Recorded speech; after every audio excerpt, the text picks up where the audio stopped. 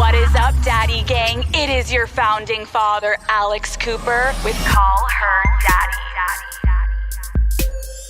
Heather McMahon, welcome to Call Her Daddy. Hi, honey. How are you? I am obsessed with you. Just for context, to everyone that doesn't know, we met virtually while I was in Paris. Yes. You popped onto my live show. I had the best time with you. It was so much fun, and it was like 6 a.m. at home, and your team was like, hey, do you have a couple wigs that you could just throw on real quick? And I'm like, yeah, sure. Let me just go down to my office and get my wigs. Yeah, it was fun. You pulled out all the stops, but I'm more, Heather, like, how the fuck have we never met before? I know. I feel like this is now a kismet moment. Right? We've been circling in this, we've been like on the, we've been circling around. We've on the outskirts. We were circling the drain, and now we're just fully going to the gutter. You're close with Jackie Schimmel. Yes, Jackie's like my best friend. Yeah. And every time I feel like I've ever heard her talk about you, she's like, she's the funniest person I've ever met. And I'm like, well, at first I thought Jackie was the funniest person I've ever met. And love you, absolutely Jackie. You're funnier. way more hysterical. You're funnier.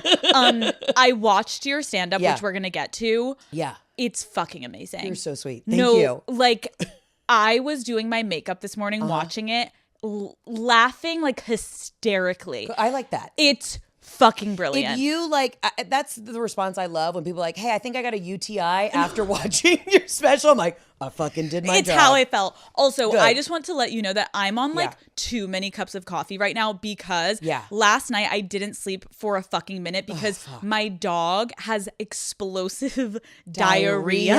Oh, I've been there. Honey, I have 2 French bulldogs. It is a dry heave. Every morning I wake up, and I bought like expensive sheets. That's one of the things I did when I started making money to treat myself. Classic.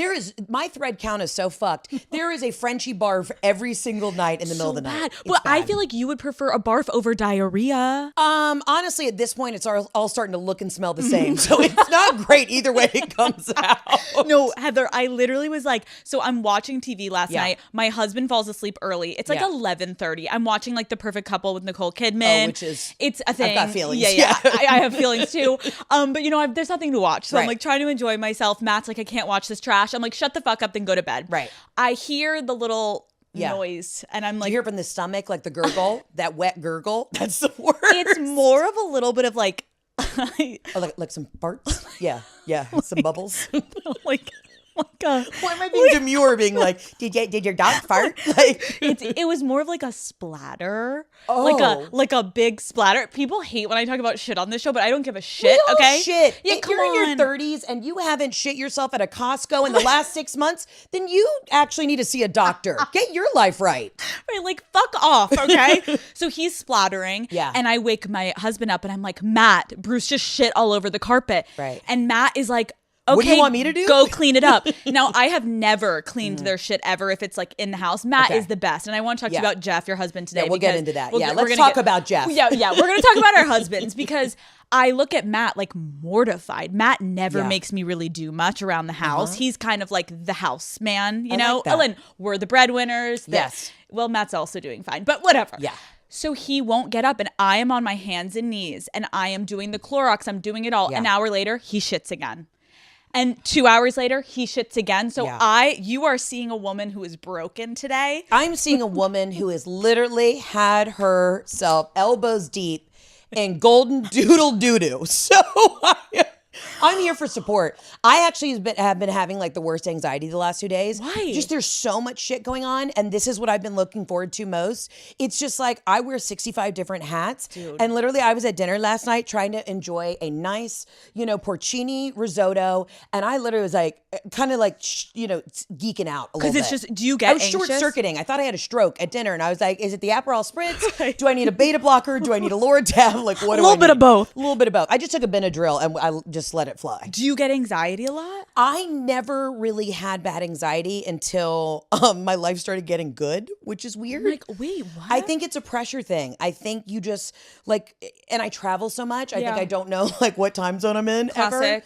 Yeah, it was like when life was tough, I was just cruising. Right. When life got things started to start flowing, I think that's when I started to get anxious. Why? Because you think it's like there's more to lose? Like when you're on So the up much and more. up, you're like, I have nothing. I am worth nothing. I'm a loser. When I was rock bottom, I was like, fuck Pussy it, poppin'. let's ride. And now I'm just like, oh, people are relying on me. There are comments on the internet. I don't know. We're good. this is a safe space. The daddy gang is going to fucking love you. And you're funny as fuck. And so you're funnier than probably everyone that I've had sit in this chair. Oh my God. So just do your fucking thing. I know everyone calls you daddy and father, but my dad is dead. Can I just call you dad? Because I'm looking for a father figure in my life. Call me dad. I'm here for you. I've had a lot of girls reach out being like, I had a deadbeat dad. Like, you're my dad. You're my father figure. Whatever way I can fit in fatherly to your life, I'm here for you, Heather. I'm so sorry about your dad. It happens. Yeah. But I'm here. Okay, great. Call Her Daddy is brought to you by Cotton. Cotton makes it so simple to care for yourself and for the world. You guys know there is nothing I love more than being comfortable and cozy, which is why the majority of my clothes are made out of cotton. Cotton is gentle and hypoallergenic, so not only do you look good wearing it, but it also feels good on your skin. Plus, it really breathes, which is important because it means I can wear my favorite sweatsuit even in the middle of an LA summer, as you guys see me do every time on this episode. But it's not just sweats. So many of my go-to staples are actually cotton fabrics, like my favorite pair of jeans from college. I will literally never get rid of those. My cozy flannel pajamas that I sleep in every winter, and the vintage corduroy button-up I stole from my dad. Shout out, Dad. Yeah, that's exactly where it went. It's in my closet, honey. Cotton is so versatile, you might not even realize how many of your wardrobe staples it makes up. The best part is how easy cotton is to wash and care for. Daddy gang, we have all been there where you reach into the washing machine and you realize that you have ruined an article of clothing. Those days are behind us. Okay? You can wear cotton in any season, any style, and for any occasion. Learn more about the benefits of cotton products for yourself, your style, and your space at thefabricofourlives.com. Okay, we need to talk about golf because it consumes my life, Heather. Yeah. And I know a huge part of your stand-up is you talking about your fucking husband golfing. And fucking golf. It is like every woman understands it. The golf widow thing is so fucking real. Talk to me about like where you're at in your golf journey. Have you seen him lately? Has he been on the golf course often? Like, what's happening? I was, getting full glam this morning, running around, taking calls, answering emails. And my husband's buddy put us in a group chat and sent me a photo. My husband's playing some prestigious course in the middle of nowhere, like upstate New York. Oh. And it's just like, look at Big Daddy swing. And I respond, I'm fucking working. Go home. Take care of our Frenchie children. Get the fuck out of here. You're like, I don't give a fuck. I don't give a fuck if he's, letting it rip. You're stuck in a sand trap? Not my problem. It's so crazy. Matt is having like the biggest existential crisis because his country club, even that word, it does make me kind of like clench my butthole a little bit. He's our country club. And I say, you're a country club. He's like, it's ours, Alex. Like, you're my wife now. Like, you're a member. I'm like, I'm never going. I don't know. Maybe I will. Like, but he is freaking out because it's getting closed for like some construction. Oh, just the course seat. Oh, and so he's trying to get it in. Let's go. We got to go play. I'm like, oh my God, you're never home. I have one stipulation. So we at our country club, and I actually think you would thrive as a country club girly. I don't think people give country clubs. Yes, there are archaic practices there, but I love going to my country club. Okay. It's the one I grew up at, the one my grandparents were members of. I hang out with a pack of like 75-year-old women. They play bridge. We drink white wine, and nobody gives me shit. You know what I mean? But I did say there is a stipulation like in our prenup because I am actually the actual member of the country club because I was a legacy. So my thing is if like we ever divorce, like I get the club membership. And if you don't think I'm going into the men's locker room and ripping Jeff's plaque off of his locker, you must not know me. Oh my God, you're going to be married forever. Even if you hate him, he's never leaving you. I do have a great husband, so shout out to Jeff. We won't shit on you this whole episode. Yeah. But I do, when I'm there, he got mad one day because they didn't know, like under our membership, they would always refer to him as Mr. McMahon. Okay. And he got upset one day. He was like, it's just, like, they don't know. I said, then Jeff, correct them. Let them know that you were Mr. Daniels, because I didn't take my husband's last name. Okay. I'm in entertainment. I didn't want to do it. It's fine. Our kids will be Daniels. Live your life. And I was like, imagine what every woman feels like. You know what I mean? If I check into a hotel and they refer to me as Miss Daniels, I go, gladly. Right. Like, don't let that, like, bruise your ego. Right. No. Fucking pump the brakes, buddy. You got a tea time to make. It is so fucking true. They get like, I will be sitting in the hotel and Matt will hear like, hi, Mr. Cooper. And he's like, and I'm like, it's okay, Matt. stand up for yourself or shut the fuck up like I have and I will continue to have to do for the X amount of years that people will say like, hi, Mrs. Kaplan, and I'm Mrs. Cooper. And I'm like, I don't care. I don't care. Because it's not emasculating me. My vagina's set and fine. Like, I'm fuck good. off. Let's talk about the golf aesthetic. Oh, yeah. Let's talk about it.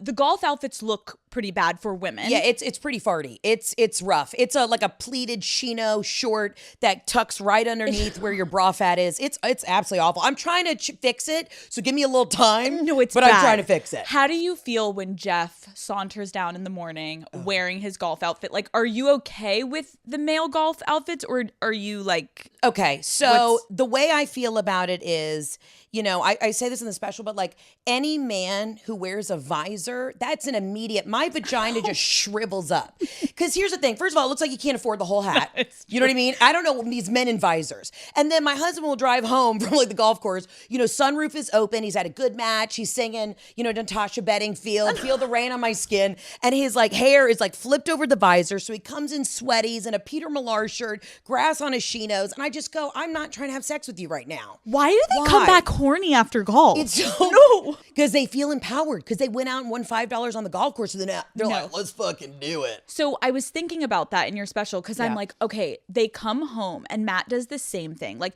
Matt is successful, like he does great in business. He will come home and be like, I won $50, and I'm literally like, he's like, you ready to blow me? And we're like, no, take a shower. You smell like the outdoors. Get out of here. But they're so excited about like that $5 or because that $10. They conquered something. It's work is one thing, but when you're out there, when you're in a foursome with guys and they're, you know, it's all shit talking and they're like, oh, here goes Jeff. He's got a 40-foot putt and he makes it. There is nothing that gives a man a bigger boner than sinking a putt. It's infuriating. It is infuriating. And I try and think about like what makes me that horny. And I think I'm really stepping up my golf game because I played growing up. And now I'm like, I really do. I want to play because it's a great sport, but I also just want to steal the joy of the one thing that gives Jeff joy.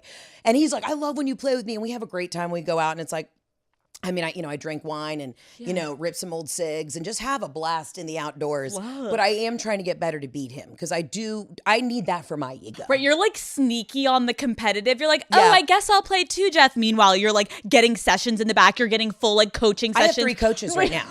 I have a gal on the LPGA. Shout out to Maria Fossey, who I send videos to. And she literally is like, we got to tighten up the swing. Oh, yeah, I'm getting good. But Jeff doesn't even know. So one day you're going to come through. He's going to hear this and be like, you bitch, you liar. Okay, so we don't roast our husbands this entire episode. No, Jeff's the best. He puts up with my shit. Jeff is the only person who can look at me and be like, sit down, shut the fuck up. You're being crazy. And I'm like, yes, sir. Yes. Okay. Yes, daddy. Yes, papa. Yes. I was going to say, give me some, talk about some of your favorite things about Jeff, because then we're going to keep roasting them. Yeah, and then we'll get right back to the roast. No, Jeff is honestly it's interesting if you ever hang out with other couples and you can tell they're not actually buddies. Like Jeff is my buddy. I mean, yeah, we fuck hard, but he is my buddy. I don't want to hang out with anybody else other than him. Of course I love hanging out with my friends, but we fucking giggle together. And I think it's what you need. It's what you need because you're stuck with this person. No, and it's so true. I used to cringe online when I would hear people being like, he's my best friend. No, he is. Matt is my best friend. If they're not your friend, what are you doing? Right. Just don't say it like that. Girls being like, he's my best friend and we bought our forever home together. We have matching butterfly tattoos. I got one wing, he has the other. Okay, then it's absolutely headed for divorce. Tone it down. Also, Jeff is... listen, I'm a comic. I get up on stage. Yeah. I rip him a new asshole. I talk about, personal, intimate things in our life, and he lets me do it. And not that he gives me permission, but I said early on, I was like, I need you to be cool with me talking my truth and from my point of view, my perspective. And he's like, honey, he is so proud of me when I'm on stage, and seeing him get excited when I'm having a moment, there is no ego in him. He is never threatened. He is like, go, let it rip, do your fucking thing. And that's what makes me horny. So he's horny on the golf course, I come off stage and he's like waiting in the wings. He's like, you fucking crushed. I'm like, I am ready to sit on your face. Yes. I'm getting kind of horny right now, too. I know. We went from anxiety. I'm a little horny. I mean, I don't know. This is a wave of emotions here. No, it is. When you start talking about sex on the show, sometimes people are like, oh, I got to leave and go fuck my husband or my fiance or whoever the fuck. So enjoy. You're welcome, Jeff.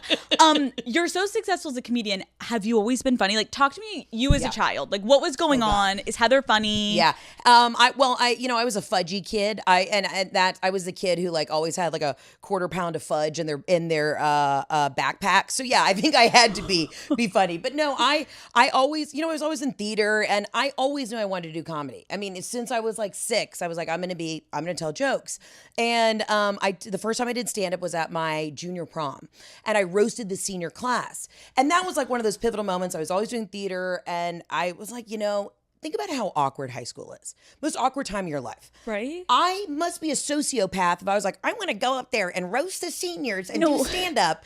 Like, that could have been social suicide. We need to pause because, hold on. You did stand up at your prom. Pause. Are you at the prom, like also with the date? Yes, I am with a senior who invited me. So you're in a gown. I'm in a gown, and no one knew. So so I pop up literally like from under a table with a microphone. I'm like, are y'all ready to rock? Like, so embarrassing. We have the video of it, and it's insane. I have never heard of this. Like at a prom, there's usually like a band. No, I was the surprise entertainment.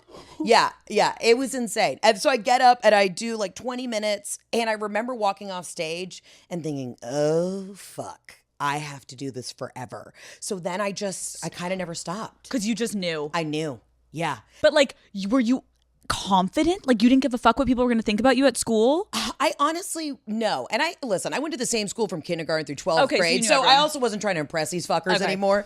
But no, I think that like, listen, as a comic, if you don't feel like a touch cringy when you're trying out new shit, then you're not doing it right. True. Right? But no, there was no other feeling in my life that I wanted to chase as much as that feeling of making people laugh. Love. And I'll tell you, another, we're really going to boost Jeff now, but when I was living in New York when I met Jeff, we've been together a long time, and I looked at him one day and I said, listen, I got to go to LA. I got to follow this.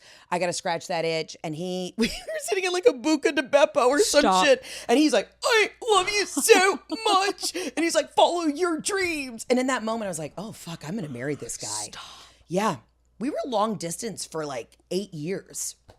Yeah. What? I know. I have girls call me all the time like, Heather, I'm long distance. It's been like 3 months with my boyfriend. I'm like, if you're not thriving in your own zone, and if that person can't handle y'all doing your own thing, then you don't need to be together. Okay, long distance where he stayed in New York and you went to LA? Yes. And I was only in LA for like 4 or 5 years, but then I moved back to Atlanta after my dad passed, and Jeff was finishing like a graduate program in New York. And we were just back and forth. I mean, we just made it work. Never a breakup, never a pause. It was just always me and Jeff Daddy. Okay, because I'm going to be real. You and Jeff Daddy are defying the odds, because I have been the little cunt in my podcast sometimes. I've been like, I don't know if like long distance is worth it. I used to say that also in college, mostly because I'm like, enjoy your college. It's also not worth it because if you're in college, you're probably cheating on you. Like, let's be honest. If you're in college right now listening to this with a long distance boyfriend, you're getting cheated on. Yeah, leave it. Also, just say, hey, we're going to break up during college, and I'll see you when you're working for Goldman Sachs and you're out of here. Done. What are we doing? Done. Yeah. I think that was really my vision, was like, it's just too hard in college. However, when you are adult and you can make it long distance work, it's amazing, but that takes very secure people to have trust and to be okay with that long distance. But like, good for you guys. He used to come to all my comedy shows, and this is like when I was in New York, and I, performing for 10 people in an audience underneath the Brooklyn Bridge, and he'd be in his little suits from his real estate job, and he'd sit on the front row, and people thought he was my manager. No. So we were like, wow, your manager is like really dialed into your career. And I'm like, oh, no, I blow that guy. Stop. Honestly, that was probably kind of hot. You're like, so hot. You're like looking at him like he's your business manager. You're like, ooh, we're not supposed to, but we should. Let's go fuck in my car. 100%. I love that for you guys. Yeah, and the Jetta. I only sold the Jetta about 3 years ago. So kind of wish I would have kept it. Wait, the Jetta was the first car I ever wanted, and and then I just could never get a first car until like I started making my own money. My parents were like, we're never getting you a car, so get a job. And I was like, oh, okay. But I always wanted a Jetta. Shout out to Volkswagen. Hopefully they're a great company. Sponsor us. Us. I would love a new Jetta. When I sold that car, I was actually sad about it. It's a cute car. And I got a sensible. Car. I didn't go G-Wagon. I went, hybrid Audi Q5. Shout out to Audi. Sponsorship? I want the Cayenne because that was the car my dad had. And I really want it. I was like, that's when I know, I think I might buy it. No, that was like, I realized that shit from your childhood really sticks with you. When I went to a private prep school that like I really couldn't afford, I got like a soccer scholarship for high school, and I didn't have a car. And so I'm taking the bus every day, and these bitches are rolling in with like Maseratis because their daddies are so fucking rich. Yeah. And I remember there was this one bitch that had this cool Porsche. It was the Cayenne, and she had it like, it was a white one with like black wheels. And I was like, whenever I get my first paycheck, that's me not working at my smoothie shop job, like I'm getting the fucking Porsche. And the first thing that I bought for myself for a car was the Porsche. And I'm like, the only reason I still got it was because I think of that girl. It's can't say her name. Memory. But it's that core memory being like, fucking Michelle has it. Yes. I'm getting it. I was like, and I'm like, I don't even know if I actually wanted the Porsche. I was literally just like living out my like high school insecurity, being like, I finally got it. And now I'm like, do I like it? I actually do. Sponsor me. Okay, you went to University of Mississippi. Oh yeah, hotty toddy. Can you explain your experience in 3 words? Oh yeah. Okay. Unhinged. Okay. Full throttle. That's too. That's too. But who gives a fuck? Okay. Unhinged. Mayonnaise. What? And just elated. I had the best 4 years of my life. Shout out to the University of Mississippi. I just did a show for them last week, and I loved it. My college experience was amazing. Out of this world. Wow. Yeah. Like from freshman year. From freshman year. Here's the thing. Even being from the South, because I grew up in Atlanta, I didn't know anything about Mississippi. Oh, the reason I ended up at Ole Miss is because it was the only college that let me in. You're like, actually, when I got accepted, I was like, fuck. No, but then you got there and you're like, I thought I was going to go to Pepperdine and do like theater arts. Like imagine me in Malibu. No, absolutely not. No. So I thought I was going to go to Pepperdine. It was 2 weeks before graduation and I didn't get in because I thought I was going to go to their prestigious theater program. Well, here's the thing. I was student body president, but a blind cat could have done better on the SATs. I'm not a scholastic test taking kind of gal. Me either. On paper, it's rough. Okay. So I didn't get in, and I remember sitting down with like the college counselor, and she's like, there's 2 schools that have good theater departments, and they still are taking applicants. It was Alabama and Ole Miss. I swear to God, out my hand on the Bible. No. I visited Alabama. I'm in Tuscaloosa. I'm at like the Sigma Chi house. I watched a man snort cocaine off a chicken tender, and I called my daddy, and I said, I'm going to Ole Miss. Like I like to party, but this is another world. This is some next level shit.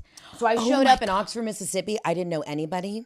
I did the sorority rush. I had the time of my life. I don't know how I got into a good sorority. Like all of the things, it just clicked. And we own a home there now. I bought a house in Oxford. You did? I go back all the time. I love it. Hold on. Cocaine on a chicken finger? Yeah, it was a lot. It was, and in the South, we got juicy tenders. It's not like a light, it's not like it's not a slim tender. It's a thick boy. It's a thick boy.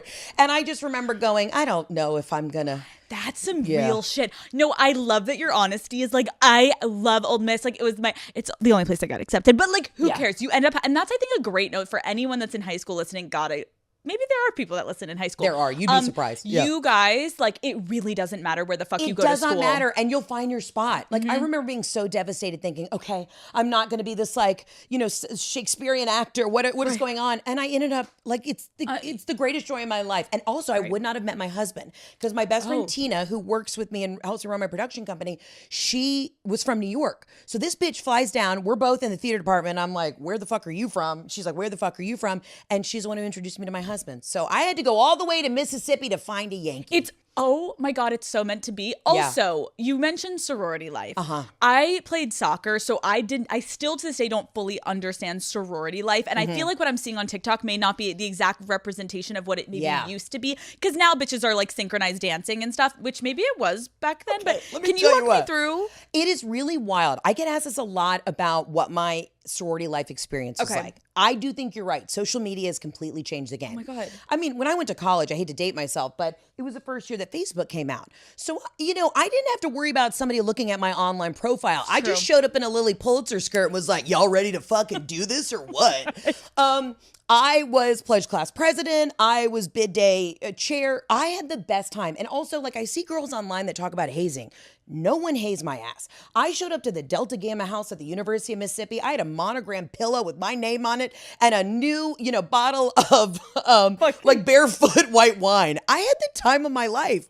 But also, I'm 5'10". You don't really haze you don't gal fuck who's with you. Large and in charge. No, I would stop. I was gonna fucking say, like, I feel like what I'm watching on TikTok right now is like, first of all, the dorm situation. Yeah. How are they? Like, I showed up with the Jansport backpack and I had like a duffel bag and I like threw shit in that I like bought off of eBay. I don't know. What do you got? Like a Bed Bath & Beyond. Like, I had a bed in a bag. Yes. That's what you did. I called my roommate who I'd never met before and I said, what color scheme are we going with? We did lime green, hot pink, and black. And literally it was a bed in a bag. You got the comforter, the one sheet. You only had one set of sheets. That's it. There was no changing your sheet. That's it. And then I remember like when the first day of school started, they had those like poster sales and I got like Channing Tatum on one wall. Of course. And then I got like hot girls' asses because I was like, this will really, like, the guys will think we're cool for They'll this. love this. Exactly. I'm hot if they see hot girls on my wall because that makes sense. That makes so much sense. Yeah. So I don't understand when they're like, let's do a transformation and they do the click and it goes from like a dreary dorm room to immediately it's like,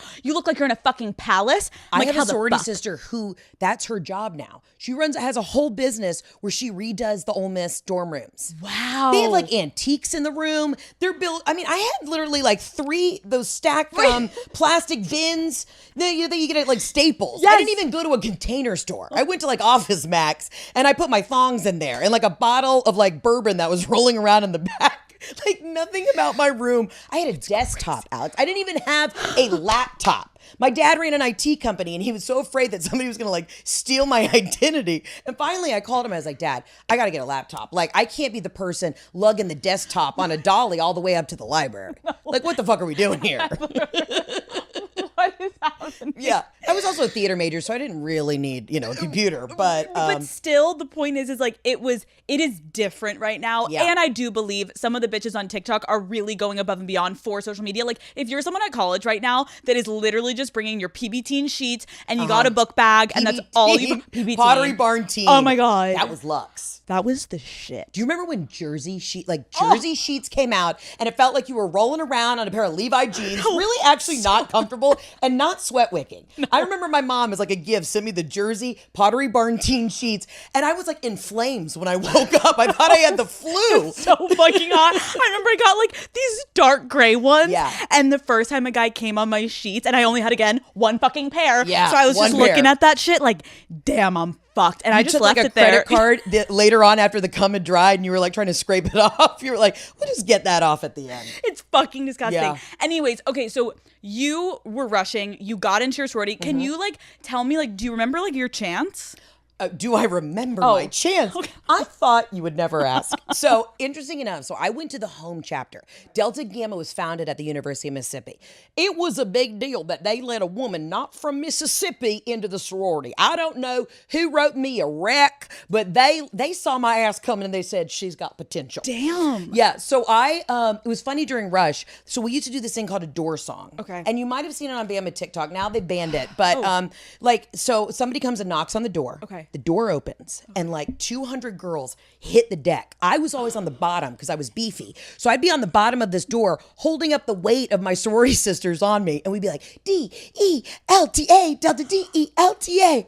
And do this whole thing. And then what would happen is everybody would get off the dog pile and run out and grab a girl who's rushing. Okay. So you're like running through the lawn being like, Emily, where are you? And you had to pretend like you didn't know who they were, but you had giant cards. I mean, you're studying them.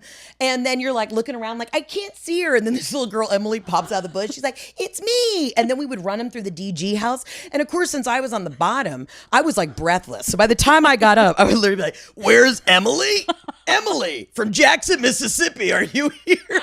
Like all your makeup is gone. You're drenched. I am so moist. It's like it's not healthy. Your back is blown out. It's awful. You have nothing left to give. I have nothing left. You're And like, then you twat. crowd them in this room, this chapter room, and we're like sitting at them, like breathing hot fire breath on them, just being like trying to get them to cry, to be like, do you want to be here? This is the greatest day of my life. I ate it up though. I had the time of my life. Oh my God. What do you think you loved about it? Because it's a little culty, no? It is, but I really just met all my best friends there. Love. And again, there was not hazing. So when I see girls that had like a really, like if they ever lined us up and like circled our fat, I would have been like, I win. I get it. Just y'all go home. Right. I'm the fattest one. I put on 45 pounds my freshman year. Like just y'all go home. Right. It was a lot of, we did like philanthropy work. We had raging parties.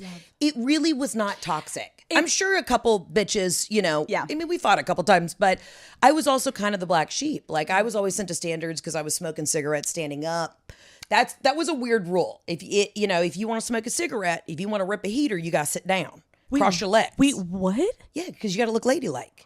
Oh my God. So you can smoke cigs, but you just have to do You it just have to looking sit like down.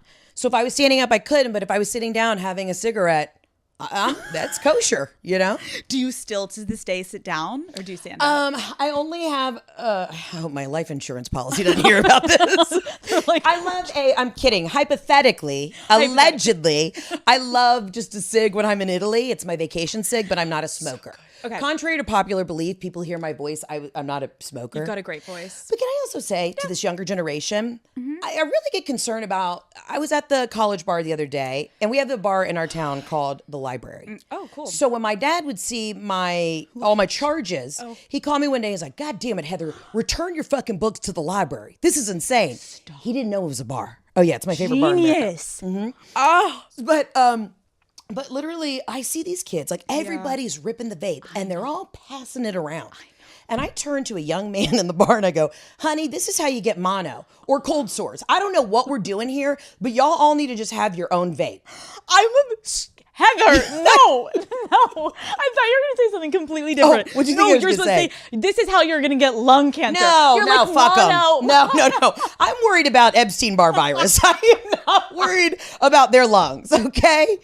Come on now. I don't have time for that. Instead of being like, you shouldn't have them, you're like, just each of you get your own. Stack up. This is why you guys are all going to have strep throat. Get your own. Get your life together. Daddy gang, stop juuling. Stop juuling. We're done. Okay, I know you refer to yourself as the elder millennial. Is that's true, right? Well, yeah. I mean, I am. I'm 37. You're a young woman. Yeah, thank you. Thank you. I am young, youthful. You're very young. Thank you. I want to talk about some of the millennial trends. Okay. And I want to hear your take is, do you think we should bring them back, or how do you feel about them in general? I'm so excited for this. Side parts. Oh, let me tell you, there is nothing more dramatic, more old Hollywood glam than a side part. I was actually in my sorority house the other day and I found my old composite photo.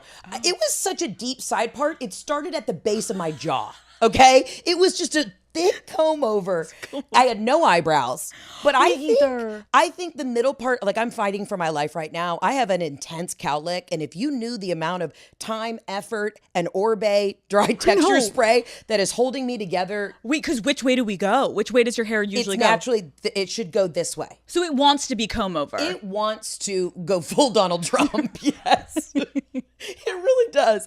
I love a deep side part. Obviously, if you do the deep side part and we do the stick straight, like the cheese straightener, it's not a good look. It's really not a good look. And I feel like depending on what phase you're at in your life, like when I look back at pictures of myself as a young girl, I was objectively not.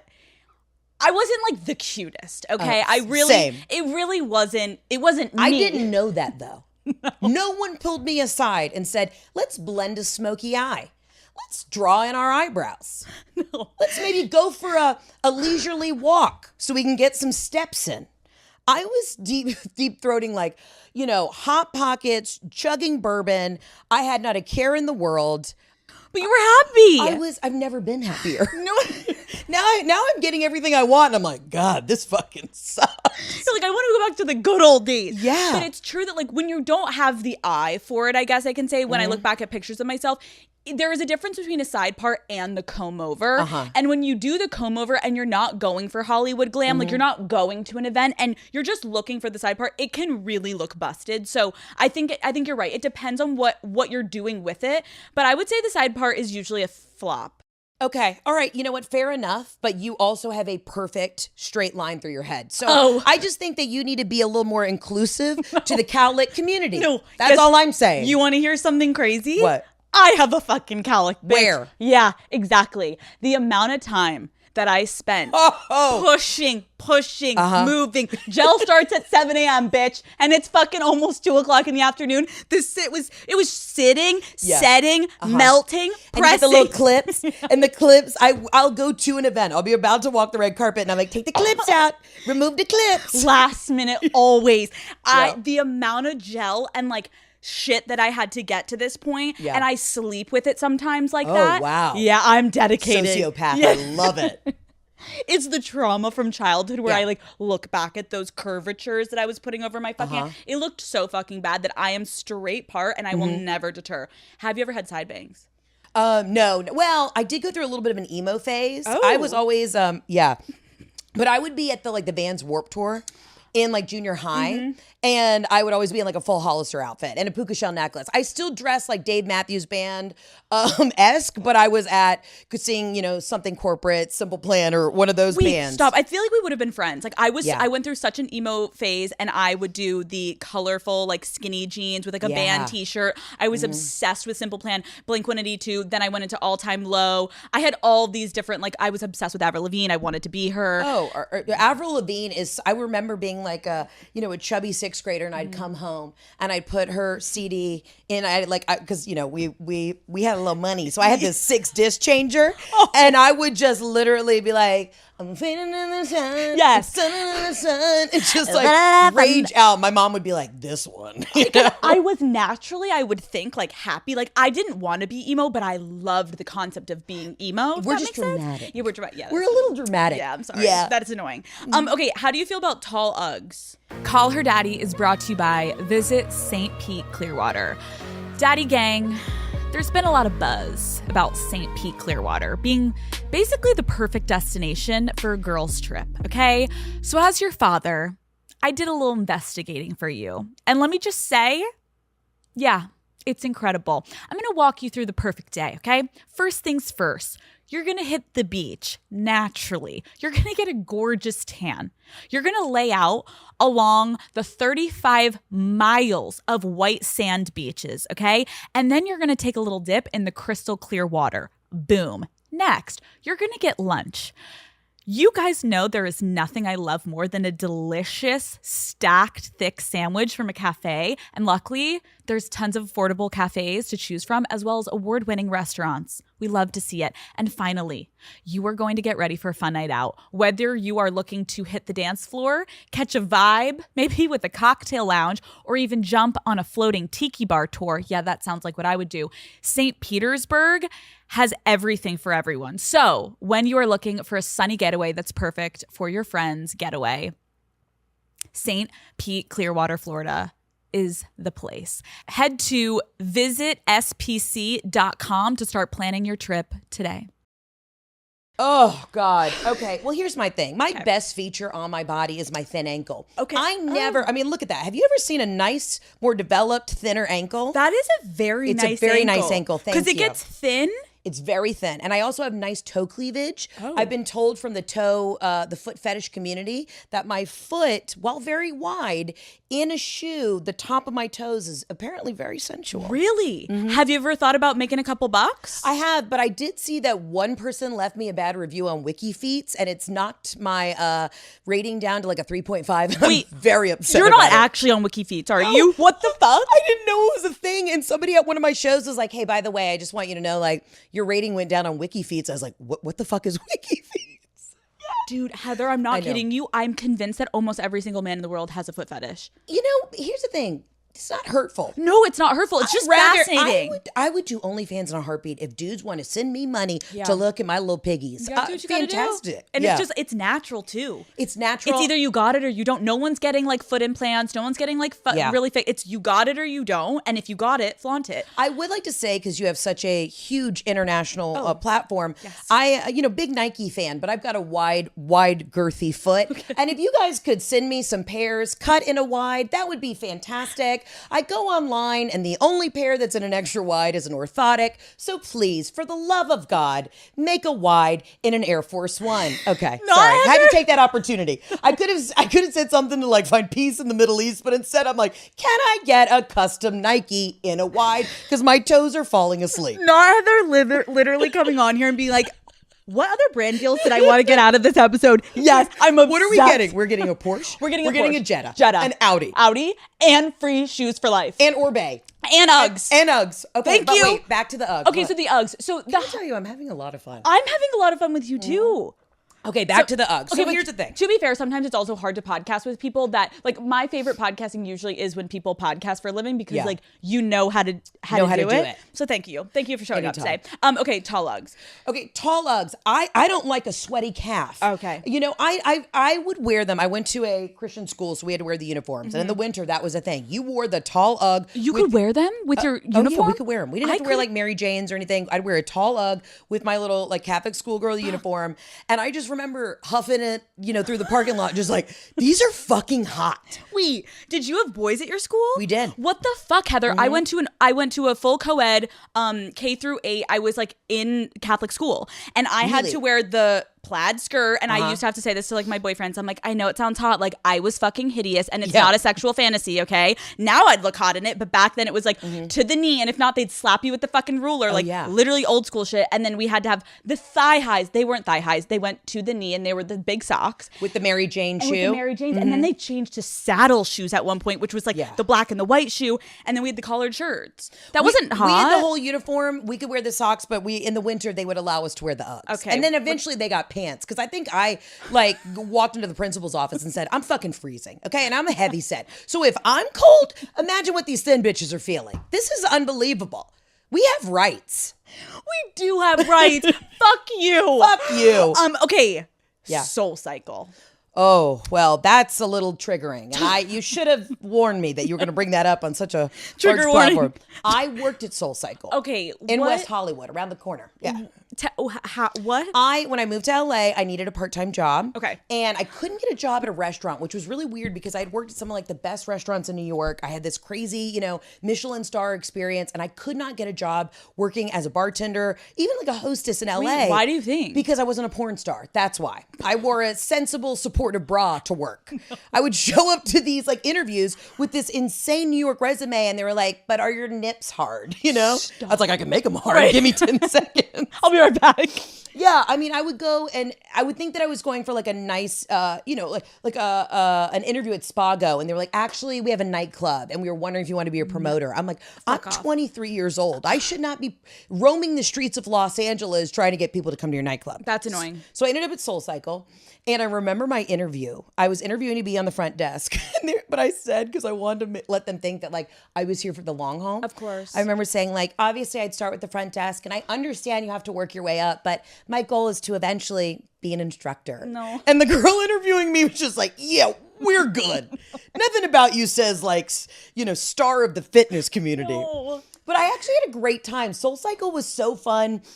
I met my best friends, my buddy Raymond, shout out to Ray. He's still one of my best friends. We used to get in trouble because we would work at the front desk and be like, gravely hungover. Of course. And I'd be eating like a Chipotle burrito bowl and a Diet Dr. Pepper. And finally my manager said, Heather, this is like a fitness studio. Celebrities don't want to come in and work out when you're like dry heaving over a barbacoa bowl. Get your shit together. No. Yeah. Yeah. I kind of love that for you. You're like, you know what though? Like, this is me and this is who I'm going to be. And I'm only at the front desk. So like you can go back there and fucking work out. I'm sorry, Heather, I've gone on one of the bikes before. Yeah. When I was working this ad sales job, they were like, team bonding, let's go across the street. And like during lunchtime, go on the fucking Soul Cycle bikes. It hurt. Pussy throbbed. Yeah, it's not great. It's not like a good horseback riding where you're like, I'm getting a little turned on. It's rubbing my clit in the right way. Yeah. This is like physical pain. No, this is where your urethra is just ripped off. Like you have road rash, but it's on your pee hole. Yes, it's not great. I'm getting like bruises. And then like you go to sleep that night, you can feel like your pelvis area like pulsating, not in a sexual way. But then actually once you do it 2 or 3 times, then you're in it. But see, I knew how to work the system there. I would, all these big celebs would come in and I would slip my little business card that I made on like Vistaprint, okay, to have my headshot on it. And I would slide it into their like bags and I'd be like, if you ever need an assistant, if you ever need somebody to open for you on the road, please ask me. Oh my God. So funny. I did that to Whitney Cummings and I must have given her 10 business cards. She never once called me. And then we're buds now. And I literally was like, Whitney, I need you to just know that I used to drop my business card. I mean, this was 10 years ago. You're like, Whitney, I was either down to be your assistant or open for you, and I did neither. So fuck you, but I also fuck love you. But now I'm a guest on your podcast. Yeah. So boom. But it was amazing. I loved it. So we love SoulCycle. Okay, skinny jeans. Oh, again, I am pro skinny jean because I do want to flex my best asset. But I mean, God. That for me, you said your crotch hurt during SoulCycle. I always had a yeast or a UTI from a skinny jean. It just was so tight, right in the grundle. It can't be worse than jean shorts, though. Oh, I don't fuck with jean shorts. You don't? No, what are we doing here? I don't know. No, well, absolutely not. I'm not fucking with the jean short. I'm pushing 40. I need to be in a jean short? Get out of here. We are. So are you just... What are we doing here? Of course I wear jean shorts. You do? I think I do. Are you lying? No, I. Is that the first time you've lied on this podcast? Say, are you? It is. Can I tell you? I'm in a tough spot. I put on a little weight, and I had all these jean shorts that I bought from Zara, and I tried them on the other day, and I was like, it's a no go. So I'm just very bitter about that. No. And I get it. Like jean shorts, you have to be really you have to be tan. You need to feel good. It needs to be the perfect thing, or just a short dress that's flowy is always a great go-to. Like I'm always like, oh, I can like relax here. But jean shorts are like, they're kind of the devil. I'm a baby doll dress kind of gal, and I know those had a moment on TikTok, but I've got giant jugs, and I like to just sit right here, titties under my neck. Are they real? They're real. Yeah. Oh yeah. And I'll tell you what, I got perfect nips. Really? For a large breast, I got a really nice breast to areola ratio. Fuck. Yeah, that's my one. You have so much good shit. Fuck you. You're like, hey, let me show you my thin little ankle. Also, perfect fucking I've literally nipples. come in here and been like, I had a great sorority. My husband is fantastic. Life is great. Now, I haven't shit today, and I do have anxiety. But other than that, I'm thriving.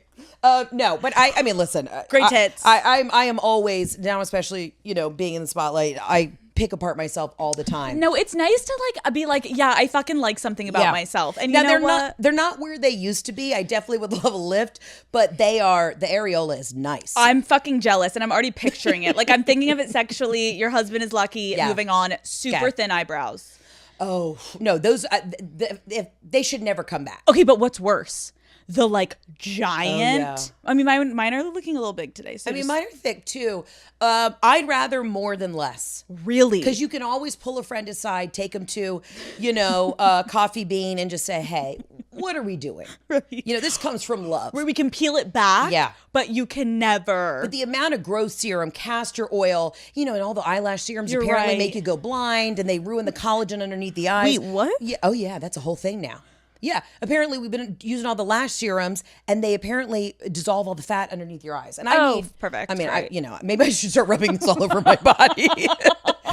But no, thin eyebrows should never come back. That is a crime against humanity. No. It should be outlawed. You should have to do hard time. If you're over plucking, you need to get your life right. But then, it's so unfair because I look at Pamela Anderson and, in my twisted mind, I'm like, God, I wish I could pull that off. No one can pull it off but her. And just let her have it and move on. I suffered, and I think because you said earlier you didn't have eyebrows.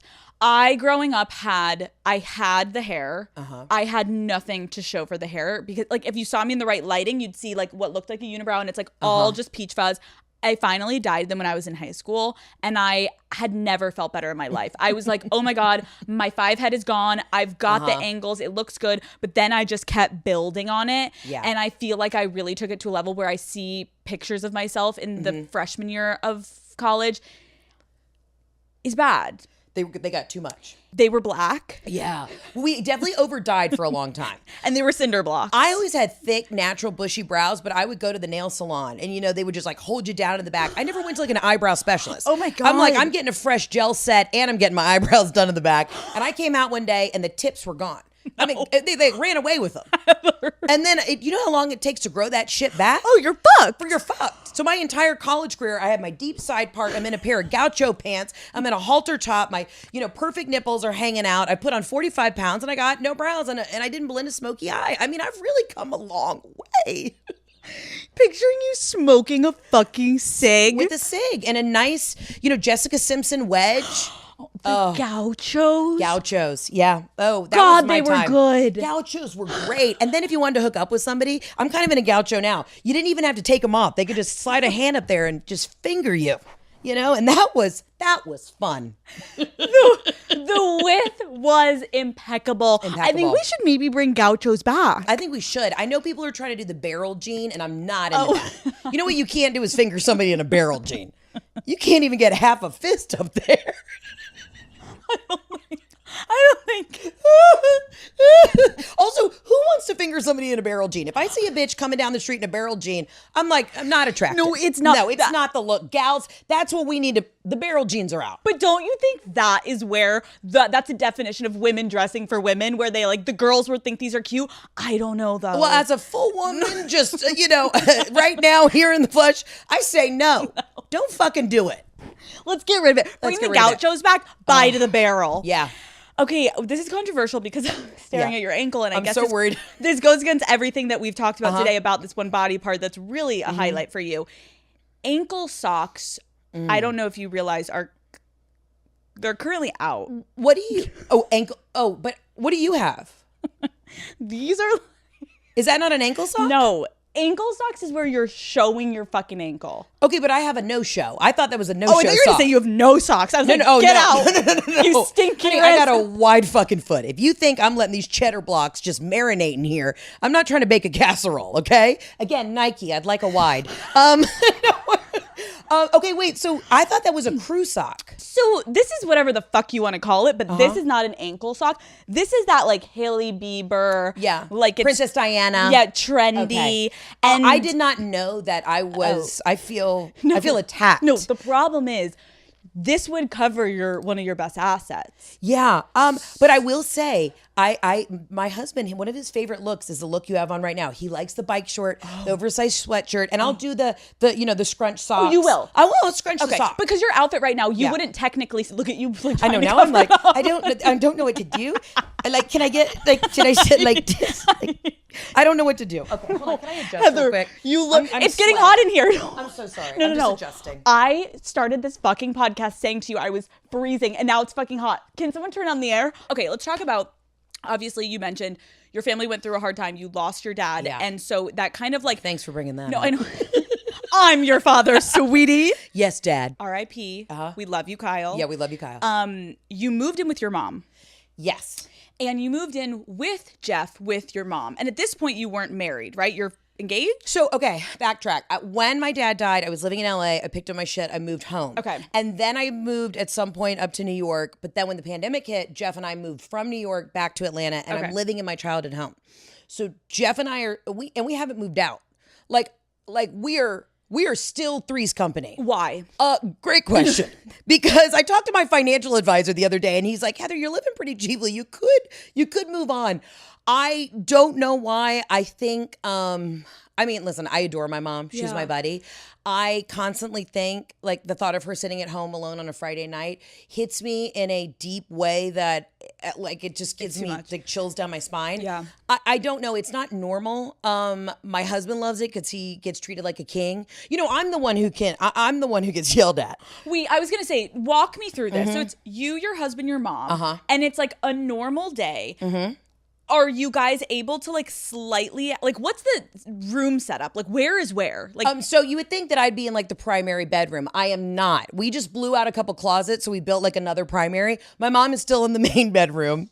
Oh yeah, I'm in my childhood bedroom that we like blew out 2 closets to expand. And you know what's funny? Somebody asked me the other day, they're like, what's the wildest like place you've ever had sex? I'm like, where I currently have sex, in my home with my mom down the hall, who sometimes will chime in and be like, Jeff, I can tell from that sound she doesn't like it. No. Had you ever had sex in your childhood room or like even gotten fingered or felt up, or you weren't allowed to go in there? Oh no, I was allowed to have boys in there. But I also, I don't think a lot of guys called. No, I'm cute. Come on. No, it is funny being back in my childhood home. But my husband, my mom adores him. And he just gets treated like a king, where it is funny being back at my house because my mom, even though like I'm running the roost and like make money and pay for everything, she'll throw shit in a basket. Okay. I don't know if your parents did this growing up. Like my mom, I'll walk in the door from being on tour. Heather, you got 14 things you need to carry. It's all in your basket. I opened all your mail. Your taxes are due tomorrow. You've got some money in your bank account. And I'm like, quit going through my shit. Doesn't matter that I'm an adult. She still treats me like I'm 13 years old. I kind of love it though. Yeah. It's kind of cozy. It is so cozy. I mean, it's insane. But my mom is, my mom and dad were each other's truly loves of their life. And my mom was 11 years older than my late dad. Oh. Original cougar. Oh. Yeah. So my mom, it's been wild trying to watch her date now, and she's been bamboozled on like these dating apps multiple times. It's like she thinks she's talking to an architect from New York. Of course. He's, somewhere in another country, and he's trying to steal all her social security number. So really, I have to live with my mom because it's Fort Knox. She's just trying to get, a little dick on the side, and I'm not going to have an inheritance because some guy on the other side of the world is stealing all of the funds. Oh my God. Yeah, it's bad. Oh my fucking God. And my mom's great. And she's kind of at this point, she's 76, doesn't look a day over 40. My mom's hot. Perky titties, like tiny. She's spunky. She travels. And I keep trying to, I ask my audience all the time, I'm like, anybody got a rich uncle or a great dad who... My mom doesn't want to get married again. She just wants to travel. She wants to feel something with a She guy. wants to feel something. Yeah, and she's like, Heather, I'm not dead yet. I'd still like to be intimate. I said, you get up on that horse and ride, girl. Fuck. That's so incredible. And I actually agree. Like, the thought of a parent being alone as they're getting older makes me want to start crying. So I think you're like a lovely human being for do that. But like, are you guys caring at all? So you're not caring when you're having sex that your mom's gonna hear you? No, but I do. I have much better sex when I'm on the road and I'm in a Four Seasons, and we kind of feel bad. Like the parents got away. And it is funny. We do call my mom the toddler because when we like go to dinner with her, she sits in the back seat and she watches her iPad and she's giggling to her YouTubes.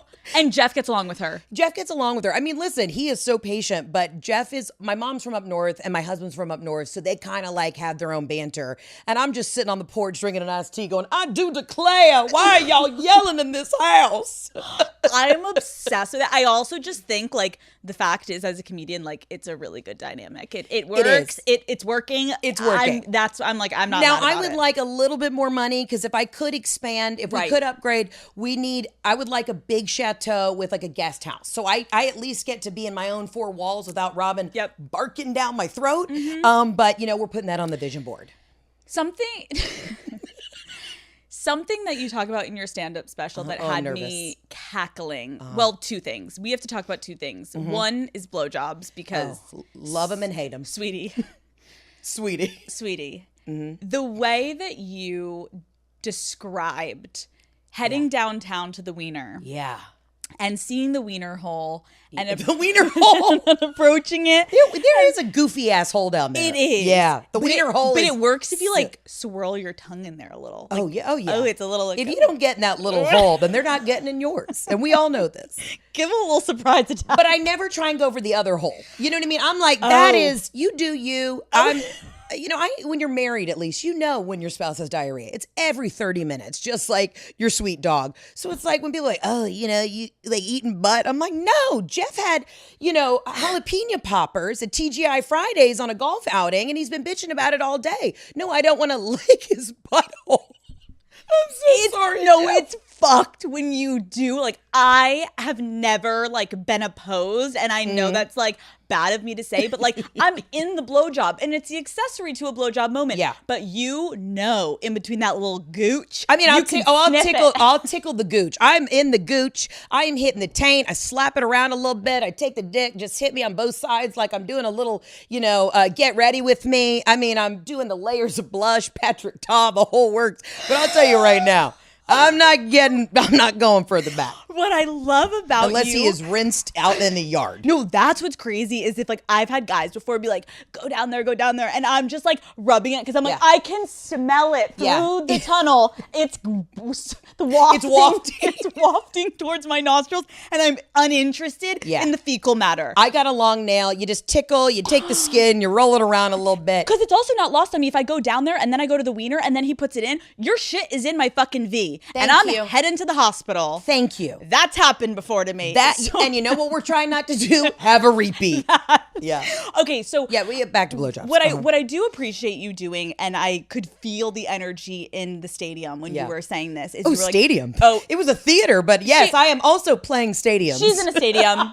It was a stadium. It was a fucking stadium. Is you talking to men and just being like, you say it better, but like not really thinking about the dick while you're on the dick. The last thing I have ever thought about while I have a dick in my mouth is that dick in my mouth.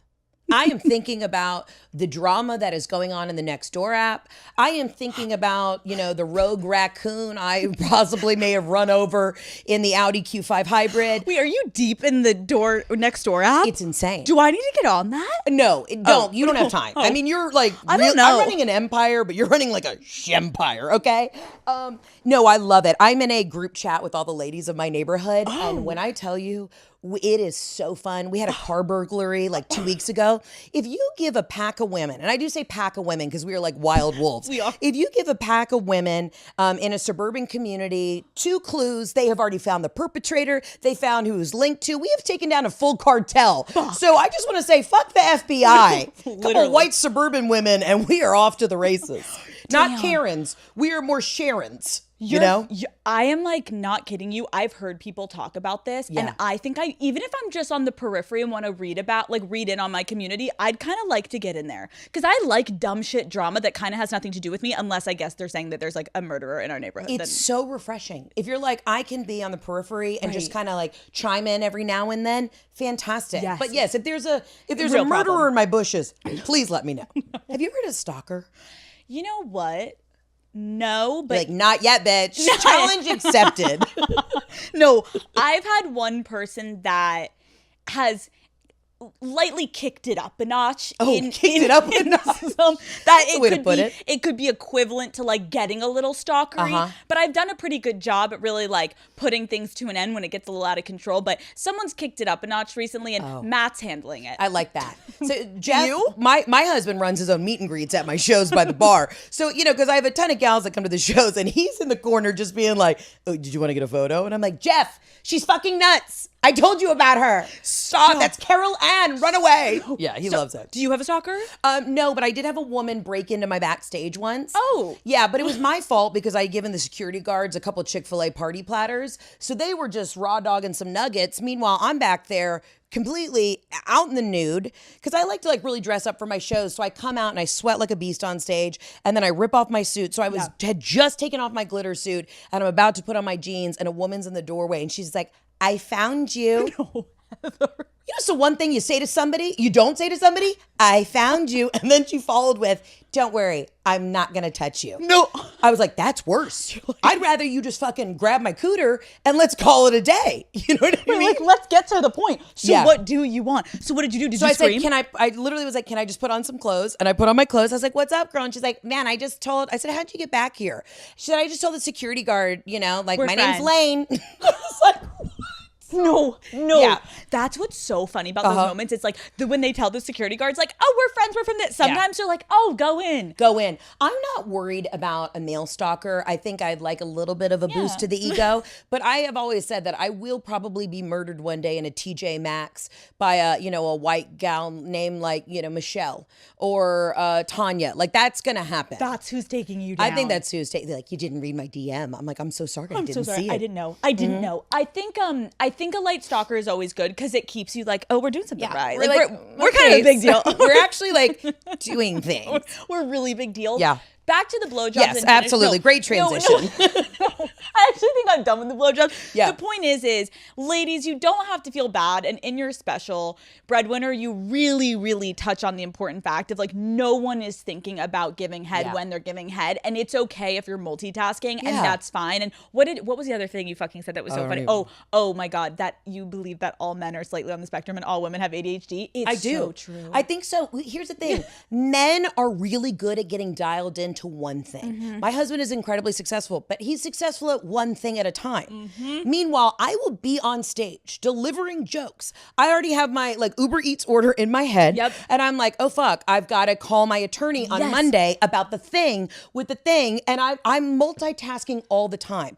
I mean, there are some days where I feel like ADHD can cripple you, but I've realized it's actually, I feel like all women's superpowers. Yeah, it gets shit done. We get shit done. But yes, I do not think about anything sexual while I'm blowing my husband. And I tell women the best thing, and when people come to my show, you know, they used to be like, oh, I drug my husband. And then the husbands have the best fucking time. My show's for everybody. But my job is I know it's so fucking annoying.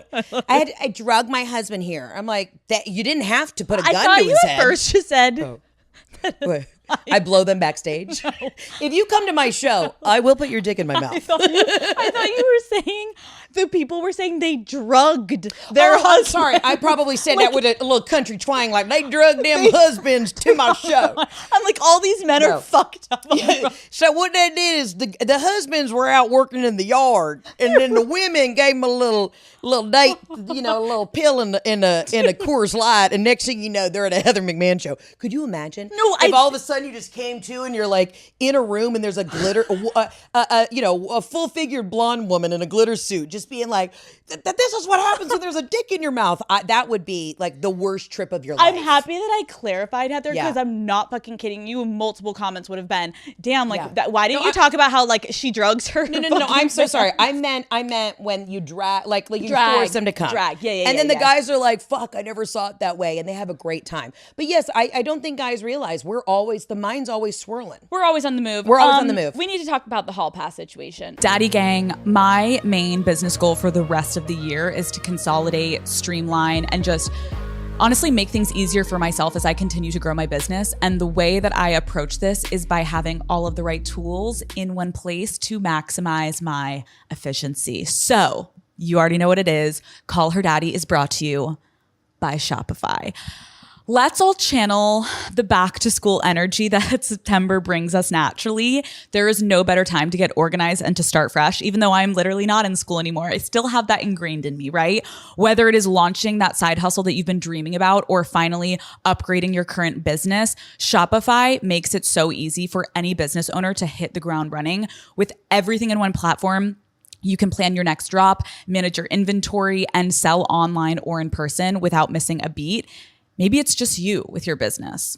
Absolutely no problem. Shopify basically operates as your back office, replacing the need for a full staff to oversee your operations so that you can stay focused on all the things that really require your attention. I personally use Shopify to run my business. And what I love, truly, truly love most about it is the simplicity. Shopify is so easy to use, which takes away all this like guessing and wasting time trying to figure out how to navigate a platform. They do it for me. The dashboard is sleek, clean, and uncluttered. It makes it really easy for me to track sales, explore customer demographics, and update whatever is needed for my last drop. Shopify keeps the business side tight so I can stay focused on the stuff that I really care about, which is making these gorgeous episodes for you guys. Whether you're wanting to test out an idea or you're getting serious about launching your own brand, it has never been easier to get started. Shopify.com/daddy. Daddy gang, this is your sign. Start the business today. We need to talk about the hall pass situation. Okay, great. Yes. I'm not trying to give away too much of your special because everyone needs to go watch it and there's so much good fucking shit. But this hall pass situation, you almost can't help but be like, did this actually fucking happen? Yes. This is insane, Heather. This is insane. So walk us through. Also legally, I don't know what I'm allowed to say, but no, my husband's hall pass is the incredible, gorgeous model, Kate Upton. Love. And we were down in the Turks and Caicos, and she had like DM'd because we had mutual friends. Hey, saw you're down here. Like, would you like to come over for like a cocktail. What a nice DM. What a nice DM. And I hadn't gotten my husband a Christmas gift. And I leaned over and I was just like, hey, let's go have some cocktails. I told him that my sorority sister was down there. It's so good. And so I get him there. I drag him over to this cocktail hour. The door answers and it's Kate's husband, Justin Verlander. And Jeff immediately, because, my husband's the biggest sports fanatic, he had a full boner standing on the welcome mat of this, he's like, my job. Holy fuck. And I just kind of turned around. I remember it all happened in slow motion. I just kind of gave him that like fuck you, Jeff look. And do you think he knew Kate was in there at that point, or did he just think this is a random coincidence? No, that he immediately, as soon as he locked eyes with Justin, he was like, let's fucking go. You're kind of like a brave woman to bring your husband into the same room as his hall pass. Well, also, Justin Verlander is an incredible athlete, makes $1 gajillion, and is like a model himself. So I wasn't worried about it. If Jeff ever made anything weird, this guy is, an all-star athlete. I feel like he could have body checked Jeff. No, you're right. And by the end of the time, you're probably like, if he's going to go with her, I at least could go with this, and it's not a bad option. You know what? I told Jeff later on, he was like, I can't believe you made that happen. I said, well, of course, and we never told Kate. She didn't know until I sent her the clip from the special. I was going to say, did you run it by her? No, I was just like, hey, I just want you to know, and Kate is the coolest chick in the world. I want you to know, she was so great. And of course, I did not tell her at that dinner. Like, we're sitting at this table with all their friends, and I'm kicking Jeff. I'm like, Jeff, you've been staring too long. Like, he's in the corner just kind of frothing at the mouth. And one of their friends had mentioned, they're like, yeah, it's so weird, Kate is just the coolest chick. She's so awesome. But guys get really weird around her. And I was like, shut the fuck up, Jeff. Smile. Eat a shrimp cocktail. Quit getting weird. But no, they were awesome. But I do think that I have really exposed Jeff to these cool opportunities. He's gotten to meet all of his sports heroes. And what have I gotten? Let me tell you, all I wanted were 2 tickets. I wanted an Eras Tour ticket and I wanted a Beyonce ticket. Did you go? I went on, because I made it happen. Stop. We were in, actually, this is a great story. I was in Australia. Okay. And I was doing my tour in Australia in February. Well, Taylor Swift just happened to be there at the same time. Love. You can't get tickets resale in Australia because they don't have a stub hub. It's illegal. Okay. But I was like, Jeff, figure it out. Call my agent, figure it out. Surprise me. I want to go. It's my last night in Sydney. I've been in Australia for a month touring. Okay. Jeff's like, I have a surprise for you tonight. I'm like, this is it. He got tickets. I'm going to the Eras Tour. I've got the friendship bracelets ready. Let's go. And next thing you know, our hotel was right around the corner from the Sydney Harbor Bridge. Okay. So it's 5:00. I'm getting ready. He's like, oh, no, just go dress casual. I'm like, oh, he's got a surprise. He probably has an outfit for me. This guy thought of everything. He made me climb the Sydney Harbor Bridge instead of letting me go to the Eras Tour. Now, mind you, I have a fear of outdoor heights. If I'm on a tall balcony, I'm always not that I would ever want to harm myself. I don't have intrusive thoughts, but I'm always kind of what would happen if I just left? Right. It's just a little bit what if? What if? Right. You can't help. So I am on the top of the bridge in this full windsuit, windbreaker onesie, gripping the side, and they put me at the back of the group. I can't even talk because I'm having flashbacks of how traumatic that was. They put me in the back of the group. I'm clinging onto the side of the bridge, and the guy comes up. He's like, "Are you good?" And I was like, "I was supposed to be at the Eras Tour, and I'm freezing on top of this bridge." And we got off the bridge. We take a photo. The photo that we have on top of the bridge is the funniest shit. They're like, "Smile," and I'm doing a peace sign, I hate my husband. Oh, I had stroked out at that point. I was completely there was no mind-body connection. I cried when we got off the bridge, and I'm a tough cookie. Yep. And Jeff went to give me a hug. He's like, "Wasn't that the best?" And I was like, I don't know if this is gonna work out. Get away from me, you piece of fucking shit. Men, that can be so fucking dumb. So dumb. You knew I wanted this, and because we're not going, figure out something that we could at least, and also surprise me. And also probably let you know beforehand the surprise ain't gonna be Taylor, but I got something else for you to make it as big, as great as I could to make up for it. His defense was, it was our last night in Sydney. Of course, we'd never get to do this again. And the best part was when you go to do the climb on the Sydney Bridge, they have all these celebrities that are up and they play the photos while you're doing the safety briefing. They play the photos of all the celebrities. And there's a couple D-list celebrities. And I was like, they didn't even ask to take my photo at the end of this. Do they know why? So not only did I shit myself on top of this bridge, they don't even have a record of it. for when other people go to climb the Sydney Bridge. They don't know that the #1 comedian of all time, Heather McMahon, was on the bridge. Heather. Yeah, against my will. But it was a great memory. So have you ever gone and seen the Eras Tour? I did. I saw it a couple weeks ago in London. How and let me good. tell you what, it was awesome. I'm a theater nerd. I wanted to see the production. Yeah. And it was just fucking awesome. Good for Taylor. It is so incredible. Like I went once and I'm going to go again. And I just fucking love her. I love her too. And I think I kind of miss literally the era of Taylor, like for the breakup moments growing up. I was just like 2 years older than that. Okay. So while the girlies were crying to, Me. when the girlies were crying to all these songs, I was in my dorm room listening to 3 6 Mafia. That was what, I was doing drive-bys in the Jetta past the ATO house, just being like, Nook, if you buck, like that's. And I was like, it's a love story, baby, just say yes. Yeah. Yeah, that was not. I was in revenge mode. That's why Reputation's my favorite album. Oh, it is. Yeah, that's why I wear snakeskin. Yeah, I'm a Reputation girly. I'm literally like a folklore girly. Really? But that's great. I mean, I have a softer side, but I love that when she's in the full snakeskin and the one leg's out. Oof, I love it. When are you going on your cruise? That's in April.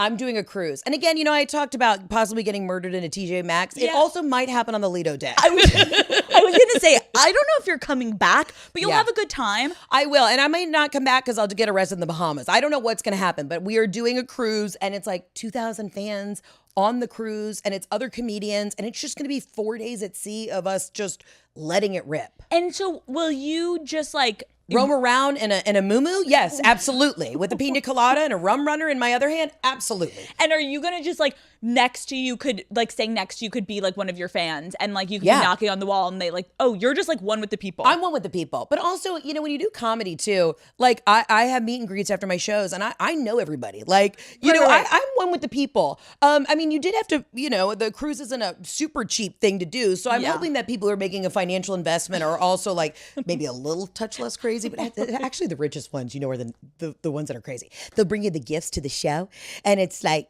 I bought you a Birkin bag and I put an air tag in it so I know where you are at all times. You're like, the Birkin bag for me is a little too cumbersome. Okay. I think it's a bad investment. I said it. I'm going to get absolutely burned at the stakes for saying that. I agree. It's heavy. It's just big. It's also like, it's clunky. It's not that cute. And you can't put it over your shoulder. So if you're trying to like look thin in a photo, you know what I mean? You're like, it just squeezes the arm. It's not a good look. Cumbersome. It's cumbersome. No, but yeah, I we're doing a agree. cruise. It's going to be insane. Comedy at night. My mom's going to be there. My husband's going to be running poker tournaments in the casino. Taking pictures with the fans. Yeah, my sister's a criminal defense attorney, so I'm keeping her on land because I might have to, we don't know what's going to happen. She's going to be at the port in Miami as people are getting off the boat or not getting off the boat. And so she's going to get a couple new clients, I'm sure. I am obsessed. Will you be posting on your social media about it when you're there? Oh, we really should make a full documentary about it. It's next Fry Festival. It's Fire Fest and it turns like super dark. And then at the end, it's just all of us with like the norovirus, just like, and that was the day that the ship never came back. I would no, it will never happen. But I honestly, but then I'd have it like an in memoriam at the Emmys, and I haven't been nominated yet, but at least I'd be there. At least I'd be there. Glass half full, baby. I am so excited for you. Okay, can we talk about the special now? Wrapping up. Yeah. I mean, we've been talking about the special the whole time, but I do want to know, like, I was talking to Hannah Berner about this the other month. My girl. I just am it's so incredible to watch people that truly deserve it and are actually so fucking funny, like get what they deserve. And I'm so happy for you. How did this even come to be? Well, so I produced my own special and I did the first one. I did the same thing. Yep. So I didn't, in this business, you cannot wait around for people. I mean, listen, you're a self-starter. If you build it, they will come. Yeah. So I just shot it. I shot it at the Fox Theater in Atlanta, which is like my home theater. I mean, talk about like a real full circle moment for me. And then then you take it out to market and you sell it. So it is so cool. The one thing I really love about stand-up is nobody can tell me no. It is in this business, you get in TV developmental deals, they take forever. You got to get 1,000 attorneys involved, all this shit. But for stand-up, I can just pop into a place, get on stage, say my piece, do the damn thing. And as long as there are asses in seats, listen, there could be one person in the fucking audience. I'm like, we're going to have a good time. But like it is the greatest love of my life other than my family is getting to do stand up. And it just brings me so much joy. It's so incredible. It's going to be on Hulu, right? Yeah, on Hulu. What is the exact date it comes out? That's a great question. I don't know, but we will post on Instagram. It's coming out very soon. I know it's going to be insane. I was going to say the date. I'm going to. Can I just tell you right now? I do think it should win a Peabody. I should at least get nominated for the Emmys. People again. Hi, my name's Heather McMahon. My comedy special Breadwinner is coming out on Hulu. And when I tell you I'm a bad bitch, I'm wearing a denim outfit that's bedazzled. And it is probably going to be one of the greatest pieces of art and comedy ever seen. It should be nominated for awards, or at least give me a Mark Twain Comedy Award. Thank you so much. God bless. Live, laugh, love. Tune in on Bleep. It's very soon. I'll fucking put it in the description. I've never been great with details. Okay. Yeah. I'm so excited for you. Oh my God, that was like we're like, Bleep, hello. Okay, we're back. Wrapping up. We're like, we need to shut the fuck up and go film some content. But this has been really fun. Has it? Can I tell you, okay. I really enjoy you. I'm not blowing smoke up your ass. This has been fun. I'm so proud of you. I know we just met, but it is so fucking cool to see fucking bitches doing it. I know. Just doing it, period. And you should be so proud of yourself. Thank you. I feel the same way about you. That's why it's so fun to do what we do, because I feel like we get to like see each other on social media. Yeah. And it's always funny to be like, what is this bitch going to be like? I'm sure you thought that when you were coming here, like, what is Alex Cooper going to be like? And I'm so happy you're so fucking normal, and like you're humble and you're amazing and your tits are fucking amazing. Thank you. I really appreciate it. And I just want y'all to know, be the you today that you want to be tomorrow. Heather, I love you. Thank you for coming on Call Her I love Daddy. you. Thank you for having me.